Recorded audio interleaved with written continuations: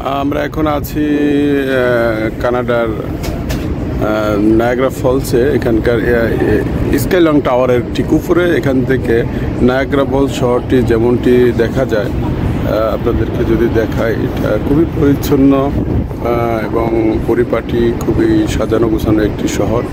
এটি মূলত গড়ে উঠেছে এই নায়াগ্রা ফলসকে কেন্দ্র করে। আমরা আপনাদেরকে নায়াগ্রা ফলসটিও দেখাবো। এই শহরটি নায়াগ্রা ফলসের কানাডিয়ান পার্টে অবস্থিত। আমরা উপর থেকে আপনাদেরকে যেমনটা শহরটা দেখা যাচ্ছে, আমরা কিছুক্ষণ ওপাশটা ঘুরে গেলে আমরা নায়াগ্রা ফলসটা দেখতে পারবো। আমি আপনাদেরকে এই পাশে যেহেতু অনেক উঁচুতে ওঠার সুযোগ হচ্ছে, তাই শহরের ভিউটা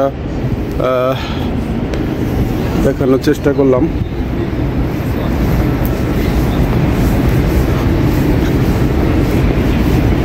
এখানে খুবই একটি ক্যাচিনো টাওয়ার, ক্যাচিনো ও উঁচু উঁচু ভবন, রিসোর্ট লাইক হোটেল, 5 স্টার মানে হোটেল অ্যাভেলেবেল এখানে করে উঠেছে। আমরা এখন কিন্তু সেই নায়াগ্রা ফলসটি দেখতে পাচ্ছি। ফলসটি যেটি পৃথিবীর একটি সপ্তম আশ্চর্যের অন্যতম একটা আশ্চর্য, যেখানে পৃথিবীর বছরের সব সময় এভাবে অনবরত এই জলপ্রপাতটি প্রবাহিত হতে থাকে। এটি মূলত আমেরিকা ও কানাডার একটি সীমান্তবর্তী এলাকা।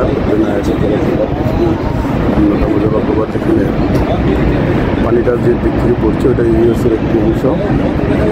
এবং এই শুধু যতদূর দেখা যায় বন জঙ্গল, এটা অ্যাকচুয়ালি পাহাড়ি এলাকা থেকে এখানে যে শীতকালীন সময়ে স্নো পড়ে, বরফ, সেই বরফ বলে এগুলো মূলত পড়তে থাকে সারা বছর।